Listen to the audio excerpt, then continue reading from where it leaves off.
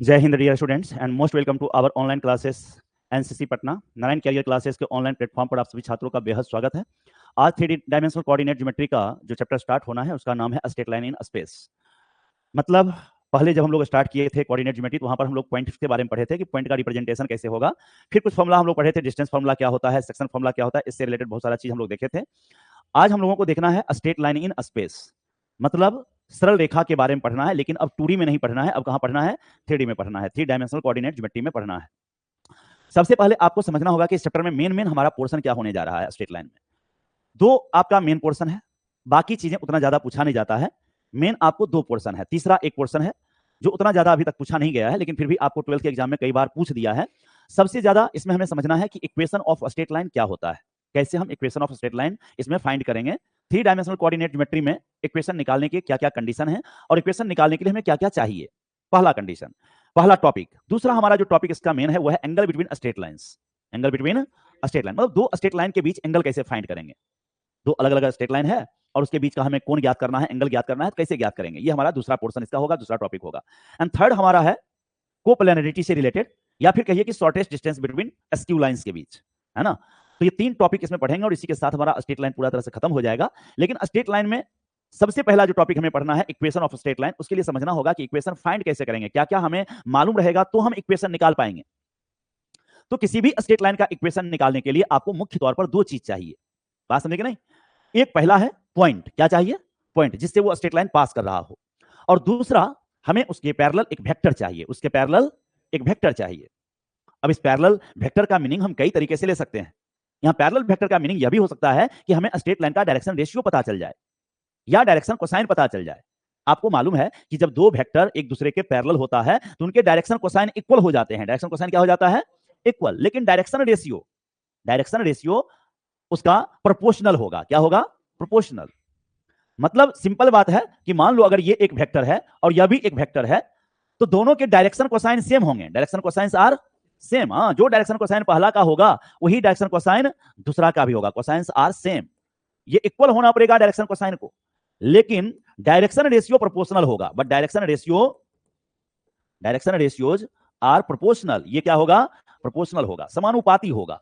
जैसे आप समझने का कोशिश करिए, जैसे पहला अगर आपका वेक्टर जो है इसका अगर डायरेक्शन रेशियो हम ले लें 1 2 3 और दूसरा का हम ले लें 2 4 और 6, ऐसे ले लिए, देख रहे हैं ना। तो अगर आप इसका डायरेक्शन रेशियो कंसीडर करेंगे, ये आपका डायरेक्शन रेशियो है, ये क्या है, डायरेक्शन रेशियो। इसे डायरेक्शन कोसाइन क्यों नहीं कह सकते, तरीका है जानने का डायरेक्शन कोसाइन कि तीनों को स्क्वायर करके जोड़ने पर अगर एक आ जाए तब वो डायरेक्शन कोसाइन है। अगर जो स्क्वायर करके ऐड करने पर 1 नहीं आ रहा है तब वो आपका डायरेक्शन कोसाइन नहीं, वो डायरेक्शन रेशियो है। बात समझ रहे हैं। जैसे अगर आप तीनों को स्क्वायर करके जोड़िए तो 1 का स्क्वायर 1 हुआ, 2 का स्क्वायर 4 हुआ, 3 का स्क्वायर 9 हुआ, 9 4 13 1 14 14 आया। क्या ये 1 के बराबर आया, नहीं। तो ये आपका डायरेक्शन रेशियो है, ये डायरेक्शन कोसाइन आपका नहीं है।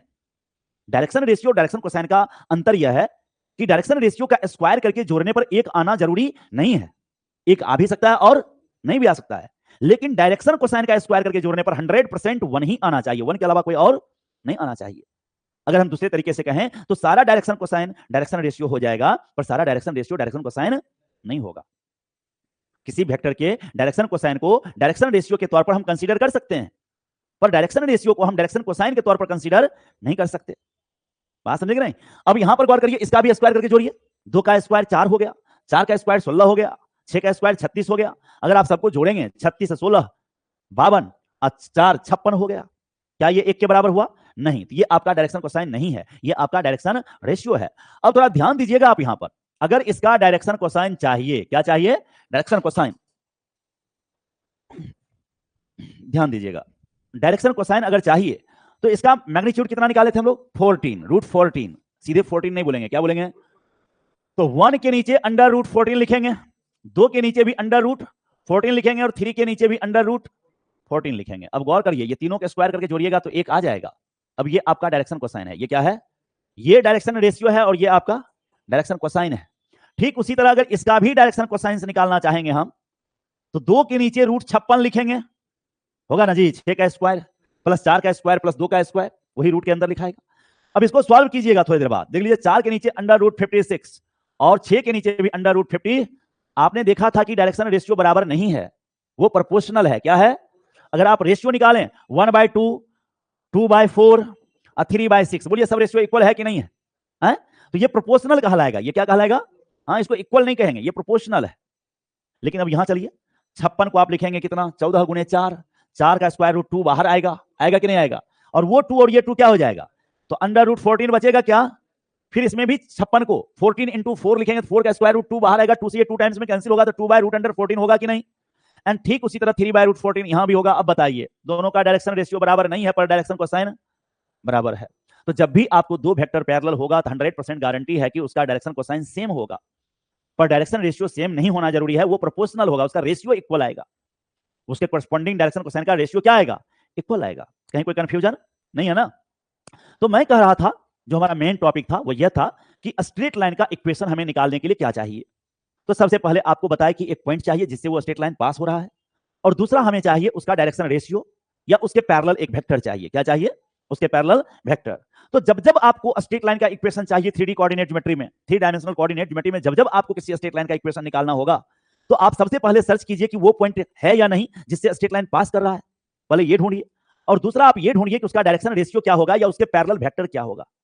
अगर ये दो चीज आप फाइंड कर लेते हैं, दो चीज ज्ञात कर लेते हैं, तो आपको स्ट्रेट लाइन का इक्वेशन लिखा जाएगा। तो अब पूरे 3 डायमेंशन कोऑर्डिनेट ज्योमेट्री में मुख्य तौर पर हम 3 तरह का इक्वेशन देखते रहेंगे। पहला इक्वेशन होगा वेक्टर इक्वेशन, दूसरा होगा हमारा कार्टेशियन इक्वेशन, और तीसरा होगा हमारा पैरामेट्रिक इक्वेशन। क्या होगा? Parametric equation. बात समझे कि नहीं समझे? 3 तरह का बात करते रहेंगे। जब जब हम इक्वेशन से रिलेटेड बात पढ़ेंगे तब तक हमें 3 तरह के इक्वेशन के बारे में पढ़ना पड़ेगा। एक वेक्टर फॉर्म, दूसरा कार्टेशियन फॉर्म, और तीसरा पैरामेट्रिक फॉर्म। बात समझ में आ रहा है? वेक्टर फॉर्म पहले देखेंगे, फिर कार्टेशियन देखेंगे, और तीसरा हम लोग देखेंगे फिर पैरामेट्रिक बाद में। तो चलिए पहले हम लोग पहला जो नोट आज का पढ़ेंगे वो देखिए क्या है। नोट, फर्स्ट नोट है ना, कहता है the vector equation of a straight line, the vector equation of a straight line which passes through a point, एक पॉइंट से पास कर रहा है, हैविंग पोजीशन वेक्टर, पॉइंट जब जब देगा तो उसका पोजीशन वेक्टर देगा, is a and parallel to a vector b is given by r equal to a plus lambda b. देखो ये एक इक्वेशन है, या इस तरह का इक्वेशन से तुम पहली बार परिचित हो रहे हो। अब तक जितना तुमने इक्वेशन देखा सब में या तो x मौजूद होता था, या y मौजूद होता था, या z मौजूद होता था। x y z को ही आप वेरिएबल समझते थे और वो वेरिएबल था। लेकिन अब जो आपका इक्वेशन लिखा गया है यह आपको वेक्टर फॉर्म में लिखा गया है। किसमें? और यहां पर आपका वेरिएबल का काम कौन करेगा जानते हैं? r। क्या करेगा? r। जैसे वहां x y z role play करता है ना अलजेब्रिक इक्वेशन में, कार्टेशियन इक्वेशन में, ठीक उसी तरह का रोल प्ले करता है वेक्टर इक्वेशन में। कौन? r। यहां हमारा वेरिएबल कौन है? r वेक्टर है। बात समझे कि नहीं? तो जब जब तुम्हें किसी इक्वेशन में r दिखेगा तो समझना कि वो इक्वेशन है, बिना r का इक्वेशन नहीं होगा। जैसे बिना x का इक्वेशन नहीं होता है, बिना y का इक्वेशन नहीं होता है, बिना z का इक्वेशन नहीं होता है, ठीक उसी तरह से वेक्टर फॉर्म में बिना r का इक्वेशन नहीं होगा। सुनाई दिया? सो जब जब वेक्टर इक्वेशन की चर्चा होगी तो वहां किसका दर्शन होगा? r का दर्शन होगा। एंड r क्या है? तो ये है position vector of arbitrary point, position vector of arbitrary point. ये r हमारा जो है इसको कहेंगे द पोजीशन वेक्टर, p भी लिखेंगे समझोगे, पोजीशन वेक्टर किसका? तो of arbitrary point. Arbitrary point का अर्थ होता है स्वेच्छा से लिया गया पॉइंट। बात समझे? वो पॉइंट कहीं भी ले सकते हैं। तो अब ये इक्वेशन समझिए थोड़ा आप लोग, इस इक्वेशन जनरेट कैसे हुआ। क्या बोला? The vector equation of a straight line which passes through a point having position vector is a. देखिए यहां पर ये आपका एक स्ट्रेट लाइन जा रहा है, ये आपका स्ट्रेट लाइन, स्ट्रेट लाइन में दोनों तरफ एरो होता है। बात समझे कि नहीं? अब वेक्टर में एरो एक तरफ होता है, एक तरफ फिक्स होता है। बात समझे कि नहीं? और दूसरी तरफ जो एरो होता है वो केवल डायरेक्शन को शो करने के लिए होता है कि इधर से इधर जा रहा है, लेकिन लेंथ उसका भी फिक्स ही होता है, अनलिमिटेड लेंथ नहीं होता है वो। इसलिए वेक्टर को डायरेक्टेड लाइन सेगमेंट के द्वारा दिखाया जाता है। किससे?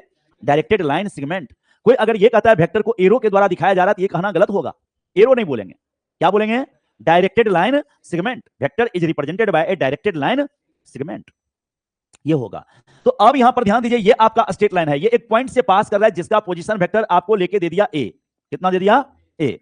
और ये एक वेक्टर के पैरेलल है, कोई वेक्टर यहां पर दे दिया जिसके ये क्या है? पैरेलल, ऐसे बी, इसके पैरेलल ये जा रहा है। तब बोला इसका जो इक्वेशन लिखा जाएगा वो होगा r equal to a plus lambda b. ये इक्वेशन होगा, r equal to a plus lambda b इसका इक्वेशन होगा। अब ये कैसे जनरेट हुआ ये बड़ी आसानी से आप समझ सकते हैं, कोई टफ काम नहीं है। हम दूसरे पेज पर चलते हैं, ध्यान दीजिए, एक पिक्चर फिर से हम ड्रॉ करते हैं। यहां पर आपका पिक्चर ये था, ये एक स्ट्रेट लाइन था आपका, यहां पर एक पैरेलल वेक्टर था आपको बी, और एक पॉइंट था जिससे ये पास हो रहा था, उसका पोजीशन वेक्टर ऑलरेडी क्या दे दिया गया है, ए दे दिया गया है। जब पोजीशन वेक्टर का बात यहां हो रहा है तो इसका मतलब पक्का है कि कहीं ना कहीं ओरिजिन से रिलेटेड बात होगी। अरे पोजीशन वेक्टर का इनिशियल पॉइंट कहां होता है, ओरिजिन पे होता है।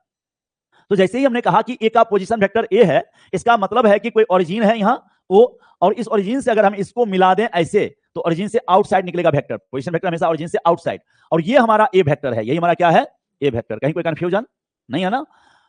अब हम इसका इक्वेशन जानना चाहते हैं। किसका इक्वेशन, ये एल स्ट्रेट लाइन का। ये हमें गिवन है कि बी के पैरेलल है, यह भी गिवन है कि ए पॉइंट से पास कर रहा है, बात समझ रहे ना।